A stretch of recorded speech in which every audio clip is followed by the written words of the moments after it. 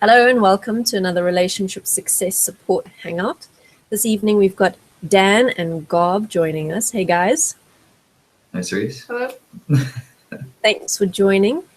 And we're doing a little something different tonight. We are going to be basically supporting Dan and Gob live on air through the current issues that they have been experiencing in their relationship. So it's basically going to be a live discussion where they're going to share a little bit of their experiences. I'm going to be asking them questions, clarifying points, getting some understanding.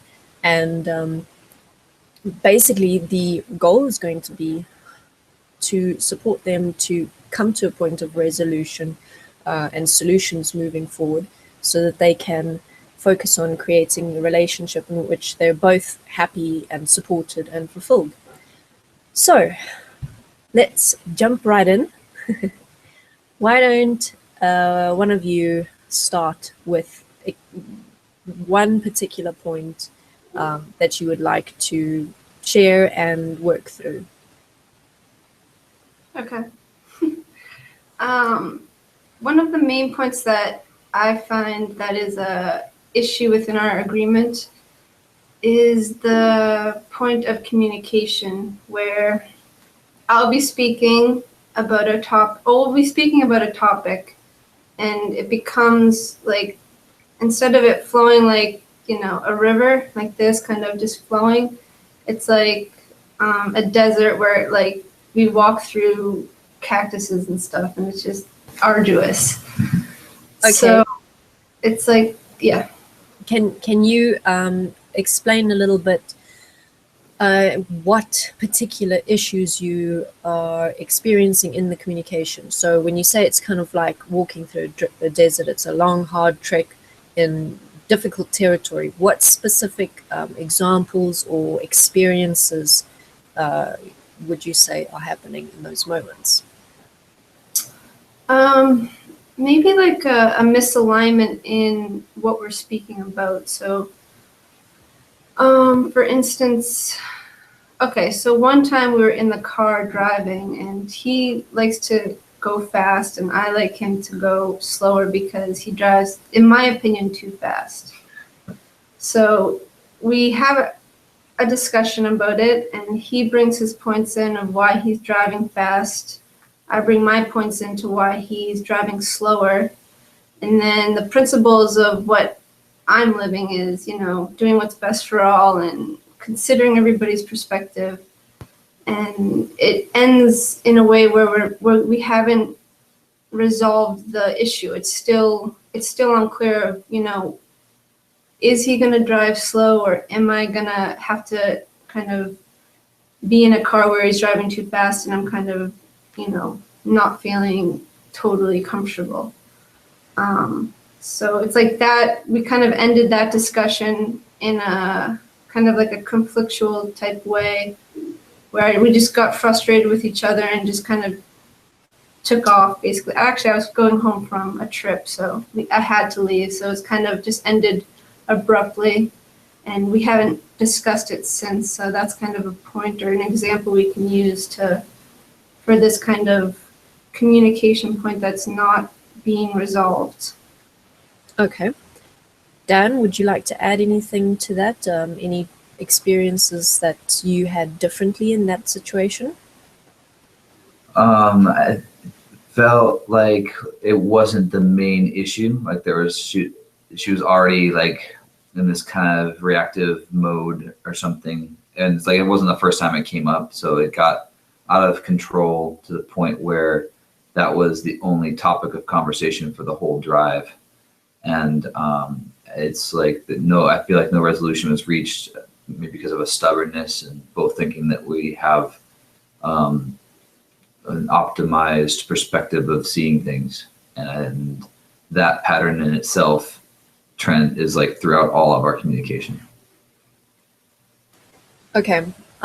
So what I'm seeing is almost like a power play where neither of you will accept the position of being wrong. Does that sound correct? Yep. Yeah. Okay. All right. So let's call it the first point of attention to look at here is how do you define right and wrong? And how has it become part of your self-definition, part of your experience in that you being right is good, being wrong is bad? Okay, those are points that each of you individually need to investigate. It is a very common tendency for people to want to hold on to that position of being right, for not wanting to admit being wrong. But remember, it's not about right and wrong at the end of the day.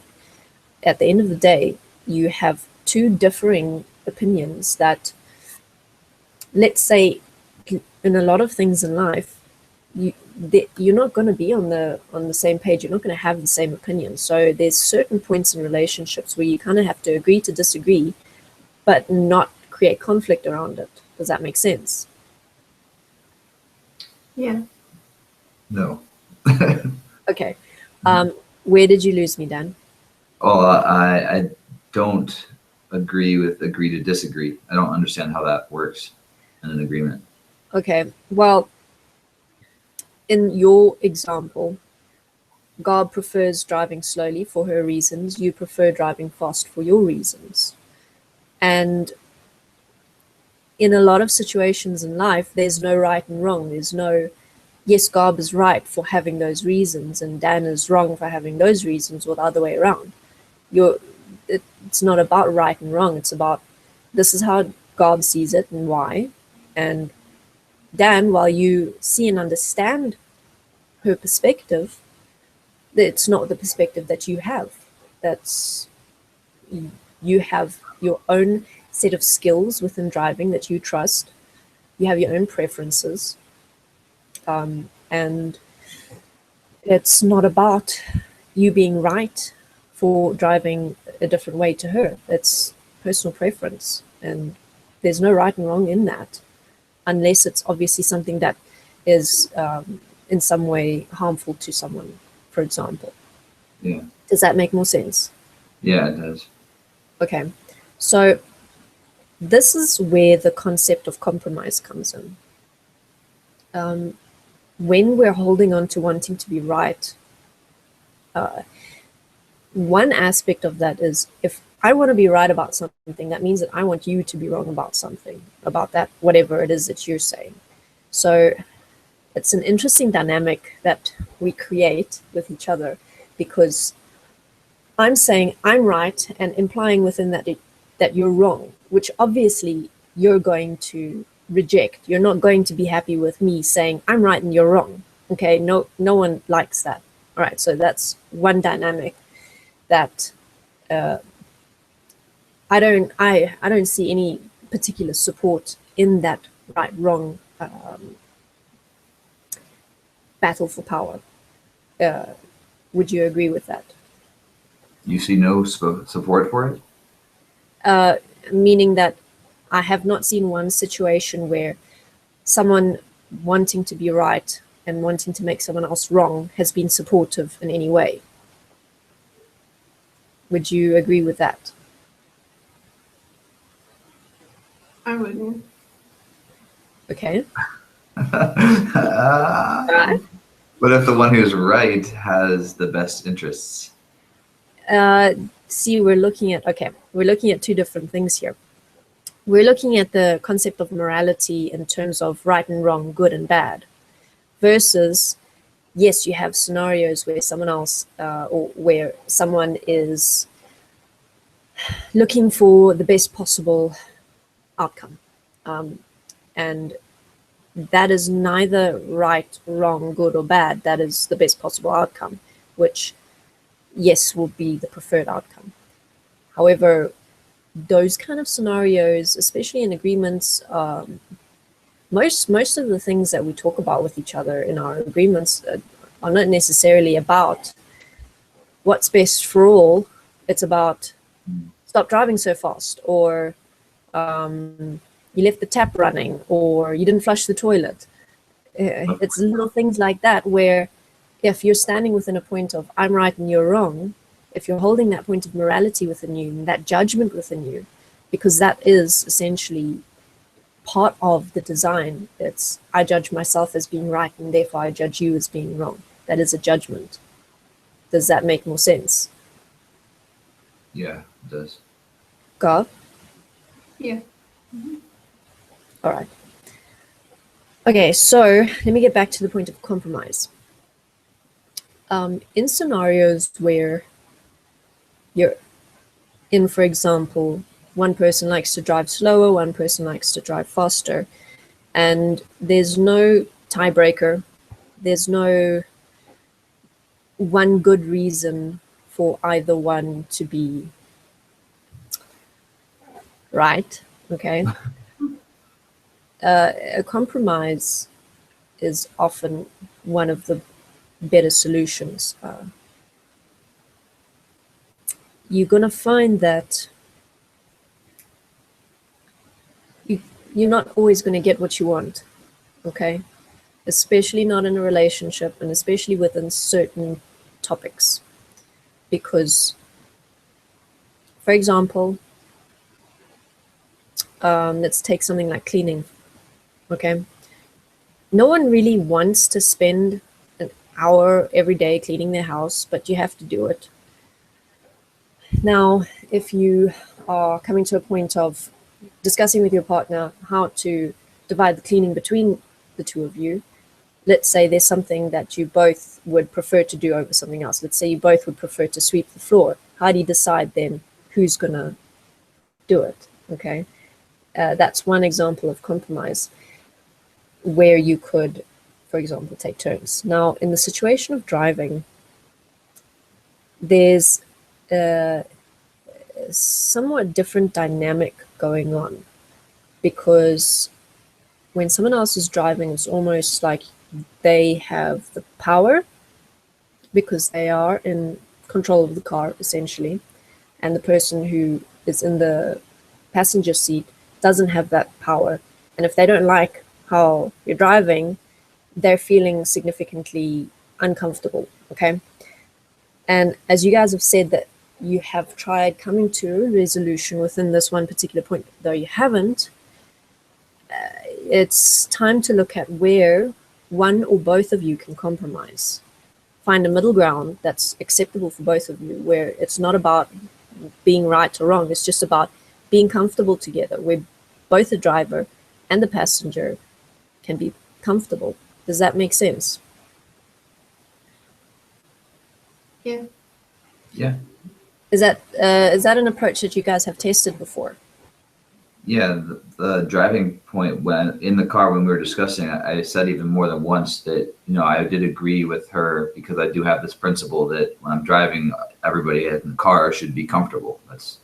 If I'm driving in a way that's making any passengers uncomfortable, then I need to not stop driving fast, tone it down basically. And I don't have an issue with that. I don't even see it as compromise. I see it more as like a rule that I follow.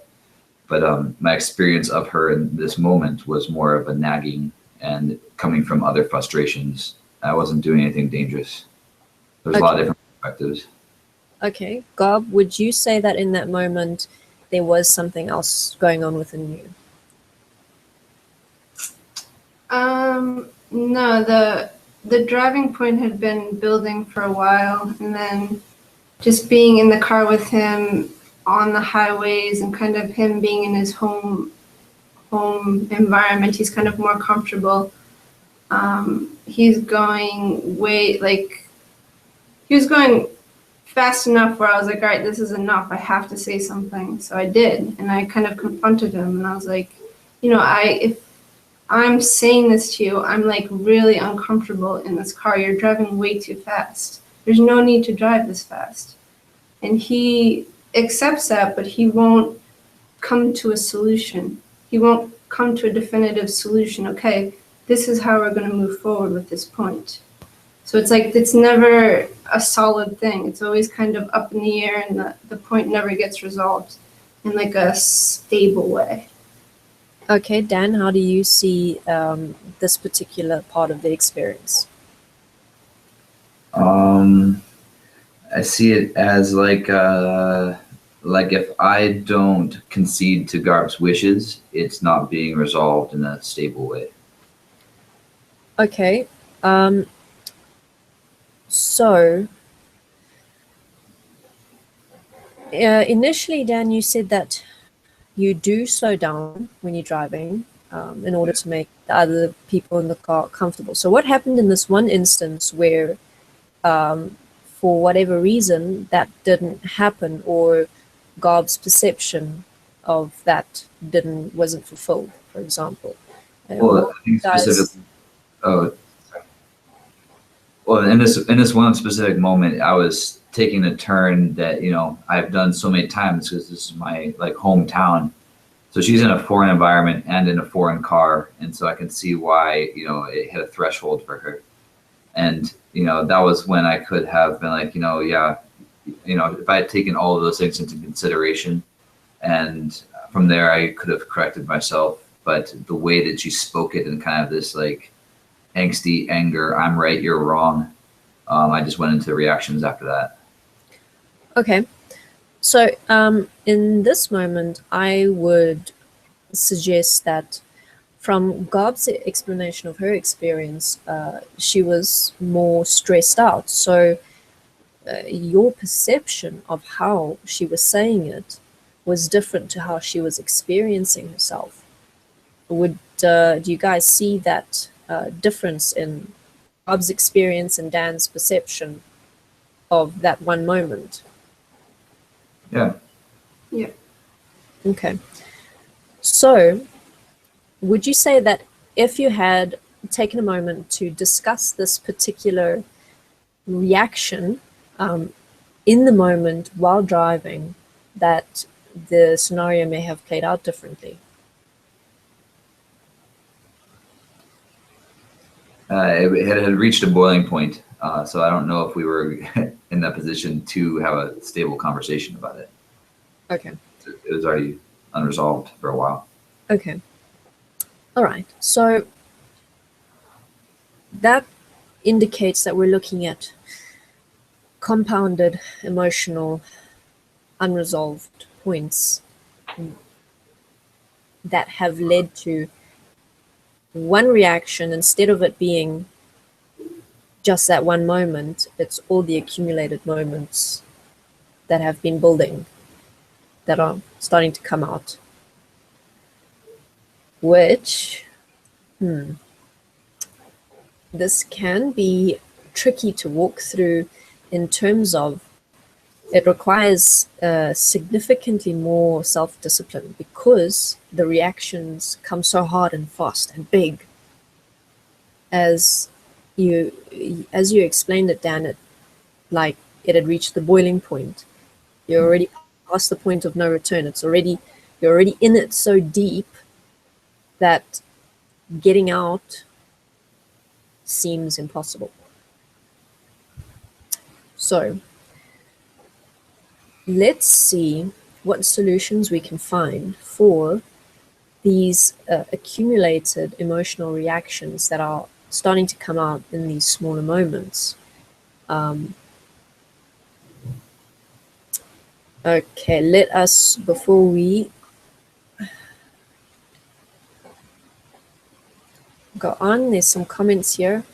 Anton says something like speeding is different from cleaning, so how do you readily say slow down without sounding like blame? Agree about comfortable and safe together in the car. Okay, cool. Thanks for that, Anton.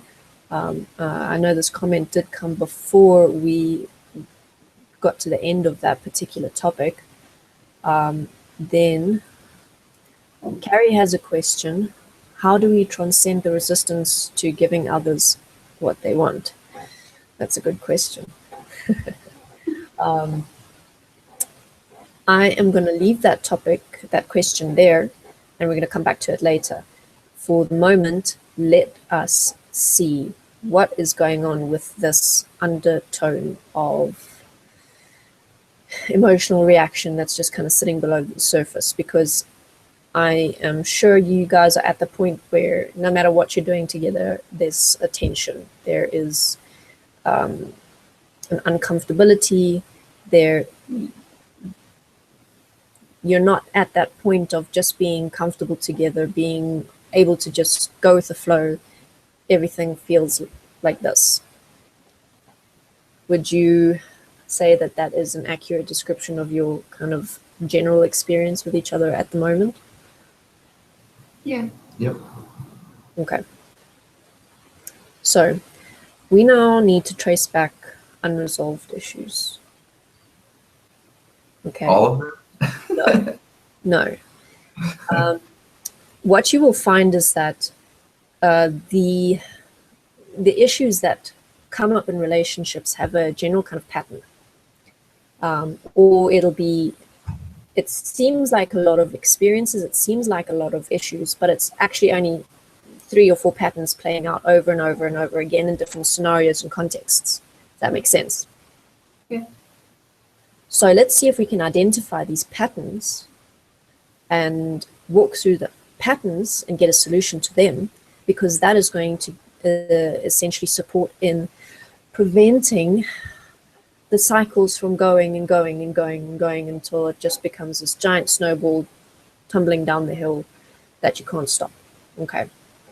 So would you say that the power play point that happened in the car, the both of you wanting to be right and not come to a point of agreement together, would you say that that is a recurring pattern within your agreement?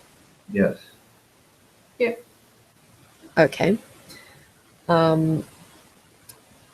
So how does power work? Gob, why don't you share your definition and experience of the word power? Power. I would say it's something that comes from yourself, from within you. And it's based on like your truth within you, like who you've become in kind of your living. So your power comes from your life, basically, your living. And I think real power is basically if within yourself you've been self-honest, you kind of within that have a power within yourself to move forward in these kind of conflictual situations, because within yourself you have like a groundedness that, you know, you are in a way correct, but then there's this other power play point, which is like the ego point, where you're wanting to, like, fears come in and you want to become more powerful so you don't appear weak or you don't appear inferior in any way, because if you're seen in that way, then the other person has power over you. So it's like a power play for like to be the best or to be on top. So there's like 2 ways I look at it. Okay. Which definition would you say you've been living in your agreement? I'm going. Yeah. Did you read that? Wait, we're in the, hang on. Huh? We're Hold on, live. sorry. Okay, let's just give them a moment. Sorry. Good. I did tell him we were doing this, so. It's okay. So the way I'm living it now, well, in the beginning of our agreement, I was living the ego point very heavily because I had a lot of inferiorities and insecurities within myself that I was projecting onto him. So, you know, the power play, the ego points were really head on going on. But I've, since realizing that stuff and kind of walking a process within myself to let go of the ego and let go of, you know, the insecurity points and kind of find myself within my own process of walking with Dan, and, you know, how I can change and do things differently within myself has kind of created an empowerment within me that within myself and my own process, I've seen kind of progression in this empowerment or in my stability, which I see is a form of power to kind of be stable within myself, where before I was more reactive. Okay. I have one question for you. Given that this power play is a recurring pattern in the agreement, would you say that it is an indicator of some aspects of the ego definition of power still existing within you? Definitely, yeah. Okay. So would you say that then in those moments where the conflict is happening, you are living the ego definition of power rather than your, let's say, your redefinition of the living word of power?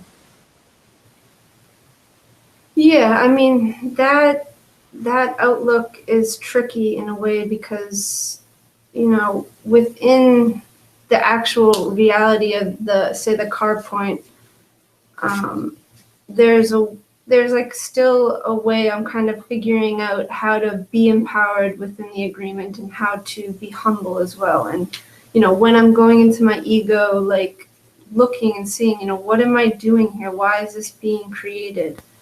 And, you know, not reacting to Dan or taking things he's doing personally. Like, you know, all of that is kind of like a process that I have been walking. And yeah, I mean, ego definitely comes up, and I definitely take notice. And, you know, obviously I don't want to continue this pattern of ego, so I'm kind of committed in stopping it.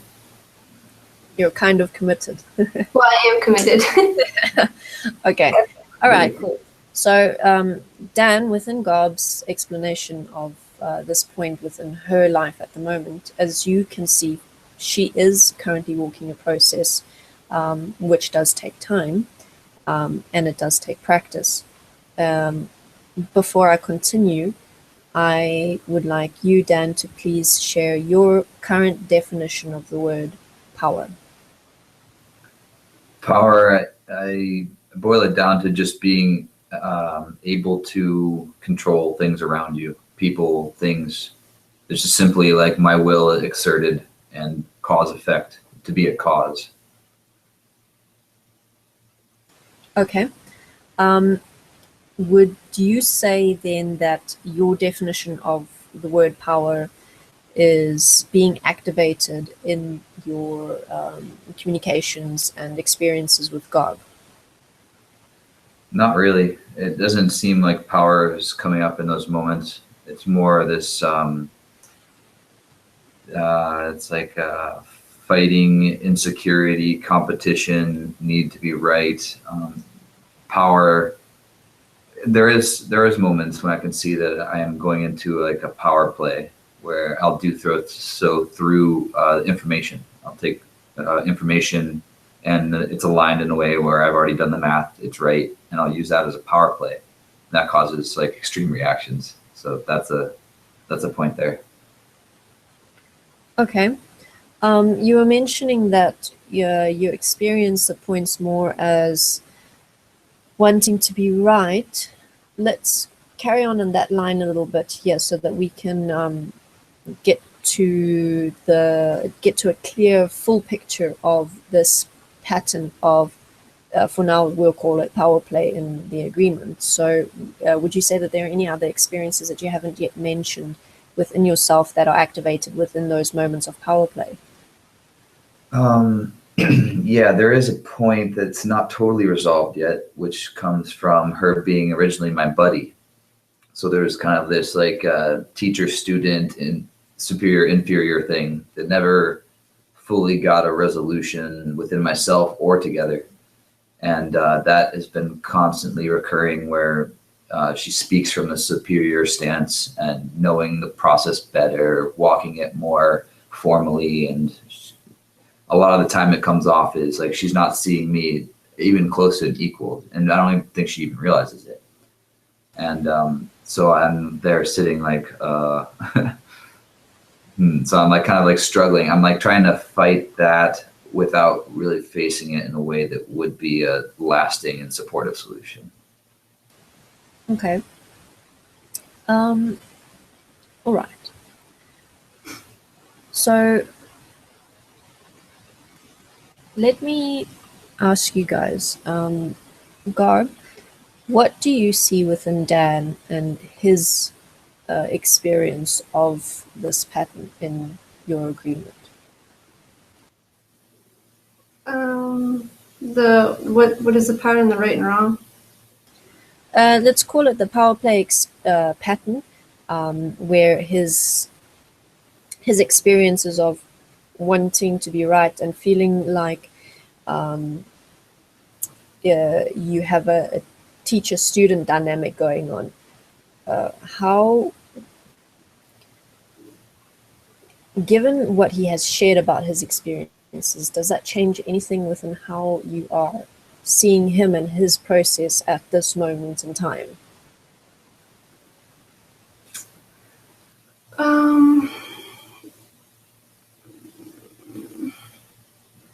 I would say over the course of the agreement, I have, for myself, have walked a process with him and realizing that within myself, if I am going to continue to exist in reaction towards him, there's a lot that can, there's a lot that is going on that, we could constantly all day be fighting all the time. So if I continue in the course of, the reaction and this, what he's saying is, taking his words and kind of making it personal and, fighting back with him, then it would just be like torturous. And it has been in ways like really uncomfortable, really tough. And through that, I've learned that, within myself, I have to be humble and patient with him and with myself as well. Like there's issues in me and there's issues in Dan that maybe he's not necessarily seeing about himself that I see. It's clear within me, and the way I need to approach him and be able to speak to him in a way that he doesn't react is like the process that I'm walking now, like how to speak to someone that is a specific way that's, opposite than who I've ever lived with or been in a relationship with. How to walk that process in a way that we can come together and find ways to solve our issues. So this power play point I see is something that within myself I've been looking at, I've been processing, I've been looking to see where my ego is causing issues and refining myself, so I'm stopping that point. And he's walking his process with that, and for me to force things onto him or tell him how he has to do things, I suggest things and maybe I am too much at times. But I could also say the same thing about him, but going down that road of blaming and projecting and, he's the problem is something that I found that just is not the solution. So I just realized within myself that humbleness and patience and walking my own specific process is the way to go. And within an agreement with Dan, making sure that I'm stable and I'm not, when he comes to the table, I'm not reacting to things that are going on in my mind or, memories I have of him. So, little moments I'm changing, or if I do react, then I'm correcting. So I'm constantly in this point of always trying to refine myself so I change. And the power play point has gotten progressively better, but I see now that Dan is actually having to face some of the points that he's been resisting within himself. So it's become more intense because it's like coming to a head kind of. So, yeah. Dan, what do you see in what Gob has shared?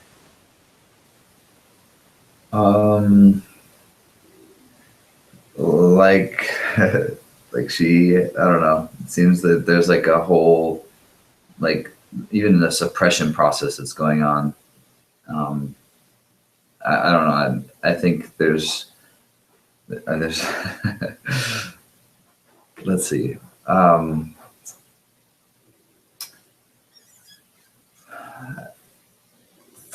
it's like hidden blame.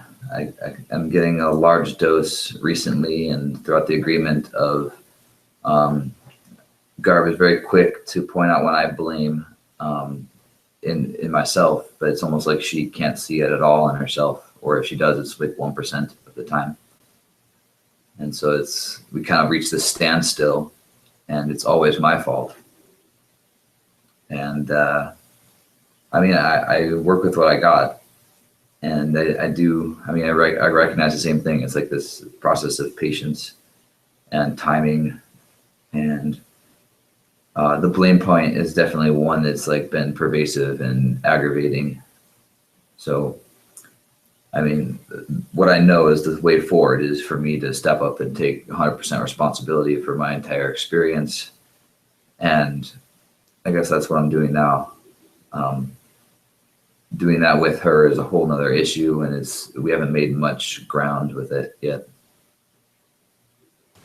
Okay, I'd like to suggest an exercise, although this is an exercise that requires a consistent application over a relatively long period of time. Have you ever redefined words together? Yes. Kind of.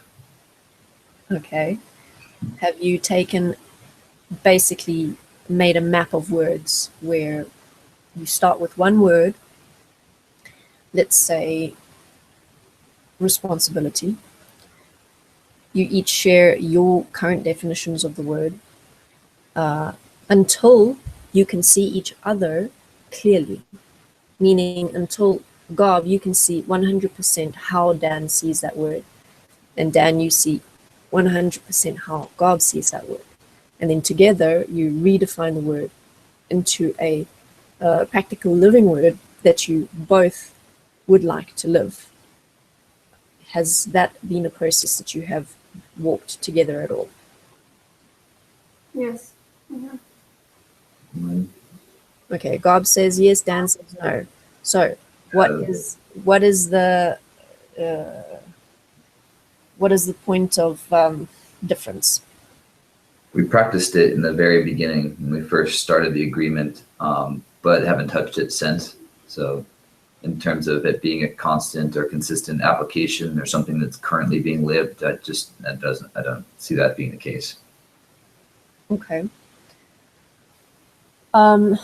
Right. So look, if this is a point that you're both willing to test, it will mean testing it now and testing it as often as you can. Setting aside an hour a week or an hour a few times a week if you can to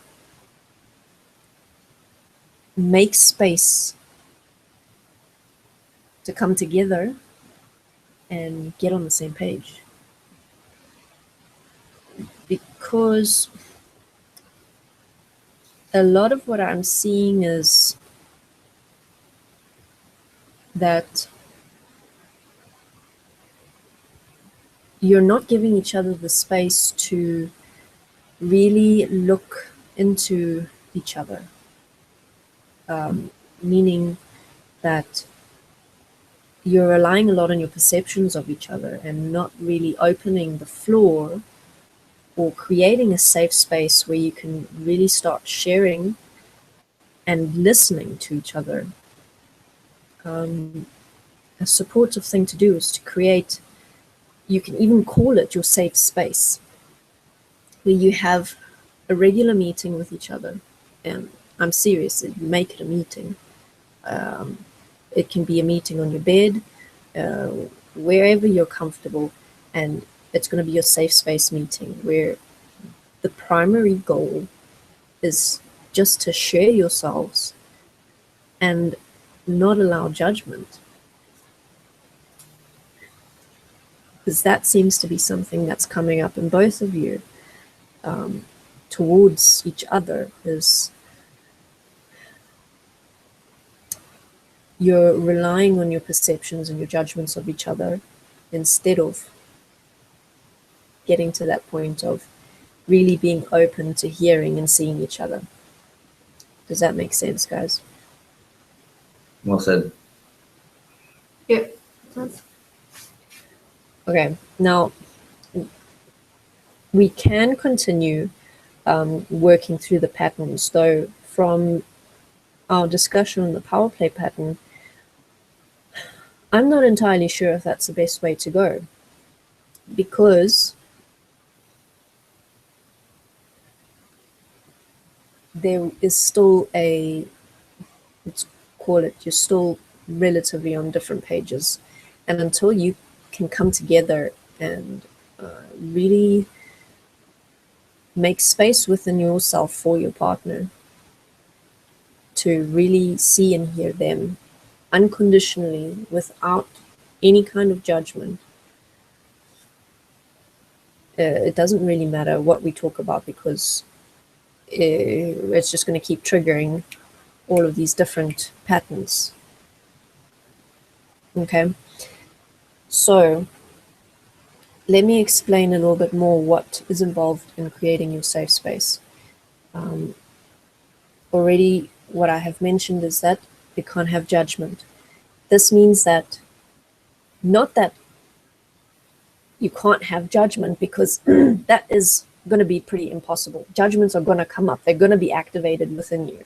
Okay, so it's not like you go into the space going, I will not judge, and then when a judgment comes up, you kick yourself, because it's not going to help. Okay, the judgments are going to come, but the way that you direct them is that you share them with your partner. You say, okay, what you just said activated this particular judgment in me. All right, here comes the point of discipline, where no matter what you're sharing with each other, no matter what it brings up within you or within your partner, your goal of discussion is to simply get to a point of understanding the design of how it works. Because remember, everything that you're dealing with are essentially designs of the mind. So you're still at the point of taking each other very personally. But if you take that step back and realize it's not who you are, it's not who your partner is, judgment is not who they are, blame is not who they are, it's simply a program that's activated within them. If you can take that step back and depersonalize what you're sharing with each other, then that gives you the opportunity to really come together and support each other to, okay, I've identified this particular pattern, or okay, this judgment is activated within me. Let's see, how does the design of it work? So you make it impersonal, and that it's not, I judge you in this way. It's, this judgment has come up. Let's see how it works. Does that make sense? Yeah, that's cool. Okay. Obviously, it is going to be challenging, because it goes against everything that we people have been designed to do within our minds. But it is an exercise or a practice or a test that can potentially support you to walk through the recurring conflictual experiences that you're having. Do you think that this is something that can support your agreement? I do, yeah. I like the depersonalizing and making it just a design, because, you know, when you go to personalize, like making it about the person, then there's just reaction, and the person within themselves has to figure out how to move through that before they can, you know, actually get to a point of actually just seeing it as just a design. So that'll be cool. Yeah, and the creating a safe space is something that I have tried, but we haven't really been able to quite make it there yet. But yeah, it's like to be able to agree to listen unconditionally, and so that we can share ourselves to the end without being interrupted, has been something I've been longing for. So I think this is a very cool way forward.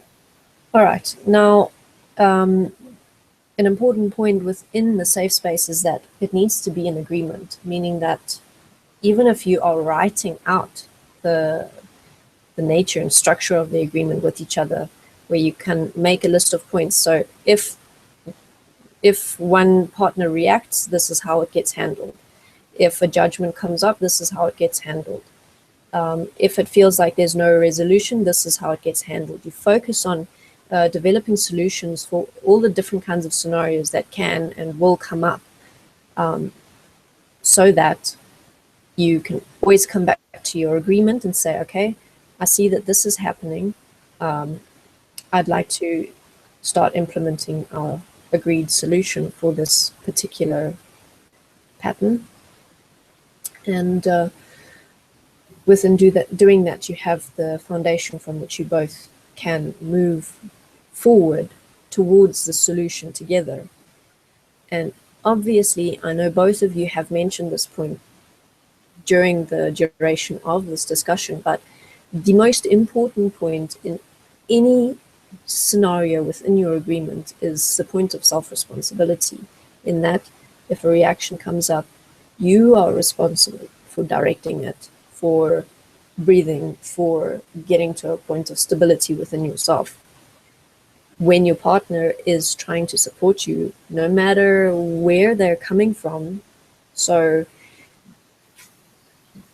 even if it happens that someone is reacting, the other person is trying to support, but they're also in reaction, remember that point of depersonalization, and remember also that you do have the ability to step out of your reaction, to not follow that train of thought, because we all know how that train of thought goes, of they're being a horrible person, this is what they're doing, this and this and this and this, they're making me feel this way. There's a part in the Matrix movie where Neo is about to get out the car to give up on the Matrix before they take him, and the one lady says to him, what was it? You've been down that road before, you know where it goes. So just remember that line with your thoughts, because when your thoughts activate, you know exactly where they're going to take you. You know exactly the road, you know it well. And you can choose to not go down that road. So, do either of you have any questions about the safe space, or concerns about something that you feel you might not be able to direct when setting it up together? Just maybe the setup, but I don't know. We have to try. But I feel Okay, like properly it will work. What specifically are you concerned with? Specificity of what if then, if this then that, like the workflow of it. How? Okay, well, that is something that is going to be developed over time. You can start with a basic agreement, but as things come up and as you see what works and what doesn't work, you need to be flexible to adaptation, flexible to change your agreement when you see that, okay, this is not working, or okay, we haven't made a provision for this scenario. That makes sense. Yeah. Yeah, I think it'll be cool to take this project on, this like support, this exercise, because there's been so many different things that we've been wanting to do, and it seems like not enough time to get to all of them, and so we don't get to any of them. And focusing on one support tool would be a cool move right now. Okay. Any other concerns or questions on that particular point? No. Okay. Let's just quickly go through these comments. Carrie asked, how do we transcend the resistance to giving others what they want? That is a very interesting question, and something that I think that we're all familiar with. And within that, what I have found within myself is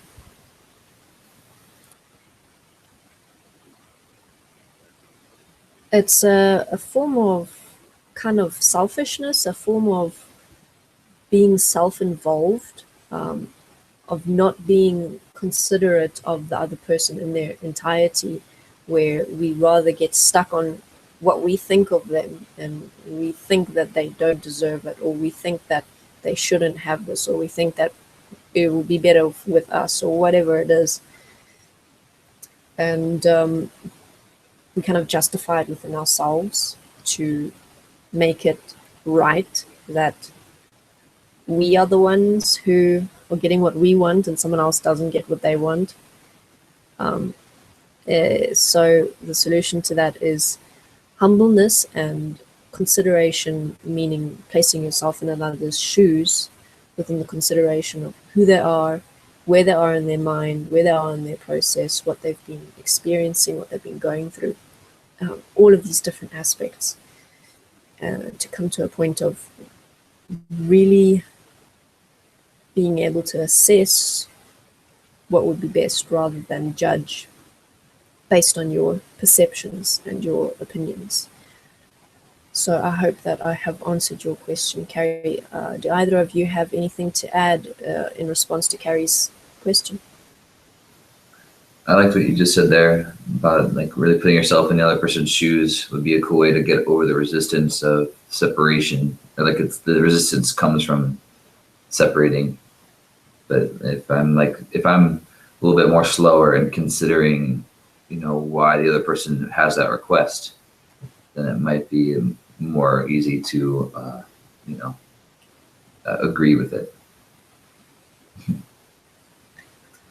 Something I found within this point of not wanting to give someone something they want has been, instead of having that outlook on the person, like everything that's wrong with a person that you don't like, that is you resist, turn it to be looking at them in who they are within their best. Like what are they good at? What do you learn from them? How can you care for them more? Like how can you give more care to them, and how can you treat them in a way that is, what you would want for yourself, or like their highest potential within what you see.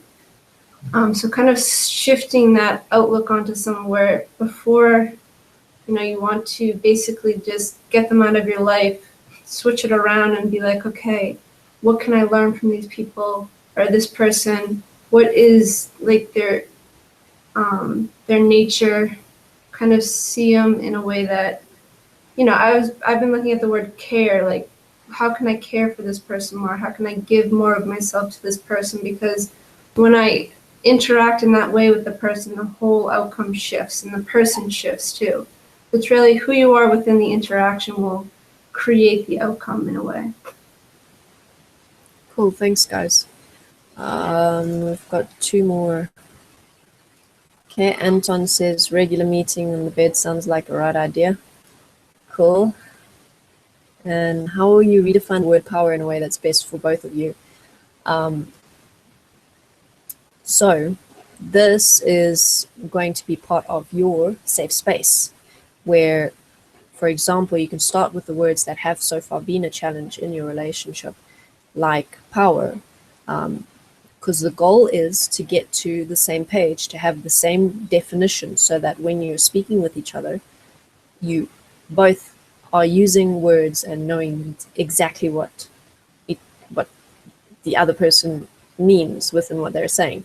Because often what we find is that we're saying the same thing, we're using the same words, however our meanings are different. So it's getting to the same definition together that you both agree on, that you both agree to live. Okay, so thanks Anton for all of your comments. And we've got one more from Carrie who says, thanks for the support session. You're welcome. I hope that it has been supportive for you guys as well as for all the viewers. I think it's gone well enough that we'll do it again